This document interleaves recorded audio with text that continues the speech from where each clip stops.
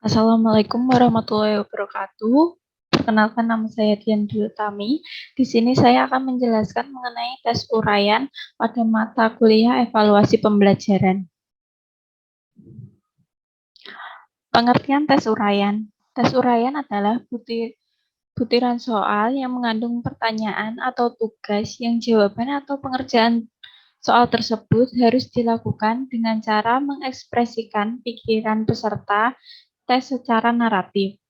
Ciri khas tes uraian ialah jawaban terhadap soal tersebut tidak disediakan oleh orang yang mengkonstruksi butiran soal, tetapi disusun oleh peserta tes.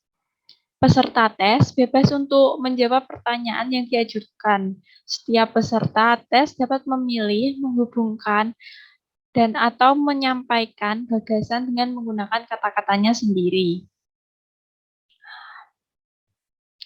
Soal uraian ialah soal yang jawabannya menuntut peserta tes untuk mengorganisasikan gagasan atau hal-hal yang telah dipelajarinya dengan cepat, mengemukakan gagasan atau pokok pikiran tersebut dalam bentuk tulisan. Tes uraian atau tes esai ini mengacu pada tes yang jawabannya berupa suatu esai atau suatu uraian dalam berbagai gaya penulisan, seperti deskriptif, argumentatif, dan sesuai dengan permasalahan yang menjadi pokok bahasan. Bentuk tes uraian dapat diklasifikasikan menjadi dua tipe, yaitu uraian bebas dan uraian terbatas. Pembedaan kedua tipe tes uraian ini ialah atas dasar besarnya kebebasan yang diberikan kepada peserta tes untuk mengorganisasikan, menulis, atau menyatakan pikiran dalam tingkat pemahaman terhadap pokok permasalahan dan gagasannya. Sebagaimana telah dikemukakan, perbedaan utama antara tes uraian bebas dan uraian terbatas tergantung kepada kebebasan memberikan jawaban. Jawaban yang diberikan oleh peserta tes dalam uraian bebas hampir tidak ada pembatasan. Peserta tes memiliki kebebasan yang luas sekali untuk mengorganisasikan dan mengekspresikan pikiran dan gagasannya dalam menjawab soal tersebut. Jadi jawaban siswa lebih bersifat terbuka, fleksibel, dan tidak terstruktur. Selanjutnya yaitu kelebihan dan kekurangan dari tes uraian. Kelebihan tes uraian. Yang pertama yaitu tes uraian dapat dengan baik mengukur hasil belajar dengan kompleks. Hasil belajar yang kompleks artinya hasil belajar yang tidak sederhana. Hasil belajar yang kompleks tidak hanya membedakan yang benar dari yang salah, tetapi juga mengekspresikan pemikiran peserta tes serta pemilihan kata yang dapat memberi arti yang spesifik pada suatu pemahaman tertentu. Apabila yang diukur adalah kemampuan hasil belajar yang sederhana, yaitu memilih suatu yang lebih benar atau yang lebih tepat, maka sebaiknya menggunakan tes objektif. Yang kedua yaitu tes bentuk uraian, terutama menekankan pada pengukuran kemampuan integritas berbagi buah pikiran dan sumber informasi dalam suatu pola pikir tertentu.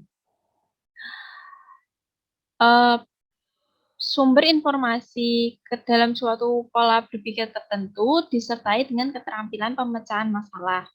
Integrasi buah pikiran ini membutuhkan dukungan kemampuan untuk mengekspresikannya. Tanpa dukungan kemampuan mengekspresikan buah pikiran secara teratur dan taat asas, maka kemampuan tidak terlihat secara utuh. Bahkan kemampuan ini secara sederhana sudah akan dapat kelihatan dengan jelas dalam pemilihan kata, penyusunan kalimat, penyusunan tanda baca, penyusunan paragraf, dan susunan rangkaian paragraf dalam suatu keutuhan pikiran. Yang ketiga yaitu bentuk tes uraian lebih meningkatkan motivasi peserta didik untuk melahirkan kepribadiannya dan watak sendiri. Sesuai dengan sifat tes uraian yang menuntut kemampuan siswa untuk mengekspresikan jawaban dalam kata-kata sendiri, Untuk dapat mengekspresikan pemahaman dan penguasaan bahan dalam jawaban tes, maka bentuk tes uraian menuntut penguasaan bahan secara utuh. Penguasaan bahan yang tanggung atau parsial dapat dideteksi dengan mudah.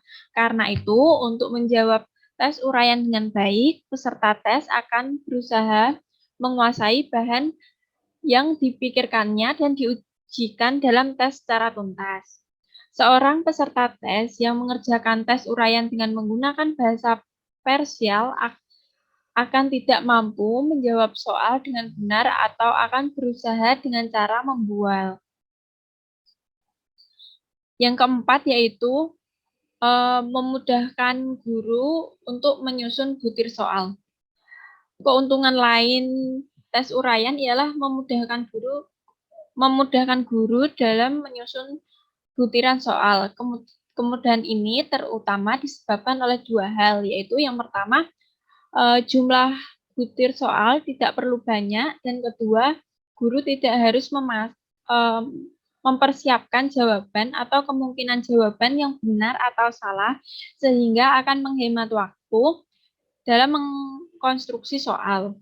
Tetapi hal ini tidak berarti butiran soal uraian dapat dikonstruksi secara asal-asalan.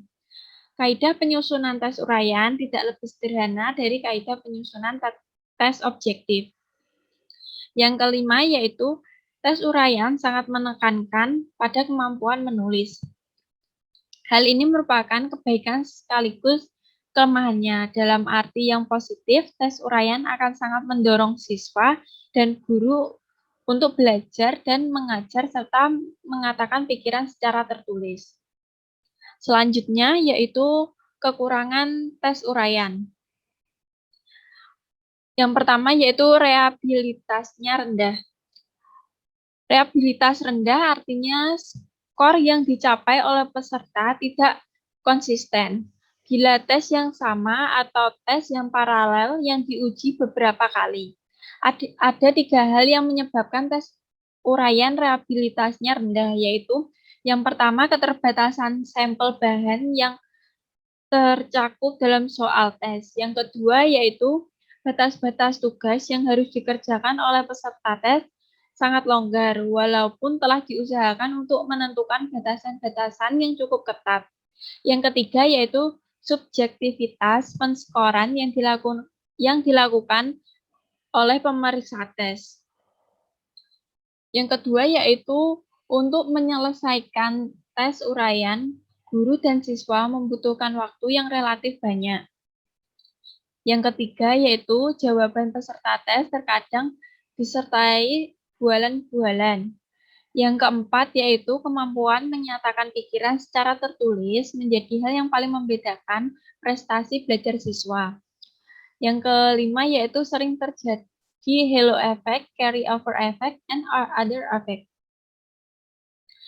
Yang selanjutnya yaitu mengenai penskoran tes uraian. Dari berbagai jenis tes subjektif, tes uraian merupakan jenis tes yang paling tinggi tingkat subjektivitasnya, karena jawabannya yang relatif panjang, beragam, dan isinya memiliki keberagaman. Penskoran tes subjektif dalam bentuk esai tidak dilakukan dengan menggunakan kunci jawaban seperti pada penskoran tes objektif, melainkan dengan menggunakan rambu-rambu penskoran yang memuat pedoman, kadang-kadang sekedar kriteria yang menyebutkan jawaban yang diharapkan dalam hal relevansi isi, susunan bahasa yang digunakan termasuk ejaan, bahkan panjang dan pendeknya jawaban. Kadang-kadang disertai proporsi skor yang disediakan bagi masing-masing unsur berdasarkan tingkat pentingnya suatu unsur yang diskor. Kriteria penskoran tes esai sangat secara analitik. Yang pertama yaitu relevansi jawaban peserta tes dengan jawaban yang diharapkan. Yang kedua yaitu kecukupan isi jawaban peserta tes tentang masalah yang ditanyakan. Yang ketiga yaitu kerapian dan kejelasan penyusunan isi jawaban peserta tes. Yang keempat yaitu lain-lain yang perlu dan relevan dengan bidang kajian dan titik berat sasaran tes. Dapat kita lihat di layar berikut ini merupakan kriteria penskoran dan contoh skor rating dari 4 hingga 1 sesuai dengan tingkat pencapaian kriteria sulit atau mudahnya. Pemberian skor dapat dilakukan dengan memberikan contoh rincian kriteria tingkatan ketercapaian kriteria dan alokasi skor pada tes esai. Seandainya semua kriteria diperlakukan sama berat tanpa pembobotan dan dengan contoh rentang skor seperti di layar yaitu 4 hingga 1 yang menunjukkan tingkat ketercapaian kriteria yang menggambarkan tingkat mutu esai. Jika penskoran dilakukan tanpa pembobotan, dalam arti bahwa semua kriteria dianggap sama berat dan dialokasikan rentangan skor yang sama, maka skor jawaban esai seorang peserta tes diperoleh dengan penjumlahan skor yang diperolehnya. Jika penskoran dilakukan dengan pembobotan, maka bobot masing-masing kriteria perlu ditentukan berdasarkan pentingnya berbagai kompeten kemampuan. Adapun beberapa cara yang dapat dilakukan berkaitan dengan penskoran tersebut. Yang pertama yaitu model jawaban. Sebelum memulai pemberian skor dalam tes uraian, pengkoreksian ujian, perlu membuat contoh jawaban benar untuk setiap butir soal sebagai model. Dengan model tersebut, penskoran akan berjalan relatif sesuai dengan ukuran yang sama, berlaku untuk setiap jawaban pada soal yang sama. Hal ini akan lebih menyingkatkan waktu dan meningkatkan akurasi dalam penskoran. Yang kedua yaitu penskoran keseluruhan dan bagian demi bagian. Penskoran keseluruhan adalah cara penskoran yang tidak dibagi-bagi atas elemen-elemen. Jawaban ujian dibaca secara keseluruhan, kemudian ditentukan jumlah skor untuk setiap butir soal. Kriteria penskoran dibuat bertingkat, seperti sangat baik, baik, cukup, kurang, dan sangat kurang. Cara penskoran yang lain adalah bagian demi bagian. Hal ini lebih dianjurkan sebab penskoran akan relatif lebih teliti dengan menyusun daftar poin-poin penting dalam setiap jawaban. Yang ketiga yaitu satu butir untuk seluruh peserta. Jawaban hendaknya dibaca tiap butir untuk seluruh peserta agar reliabilitas skor dapat dipertahankan. Yang keempat yaitu buat poin-poin penting untuk setiap jawaban soal. Agar penskoran dapat dilakukan dengan lebih objektif, untuk setiap soal perlu dibuat daftar poin-poin penting yang perlu ada.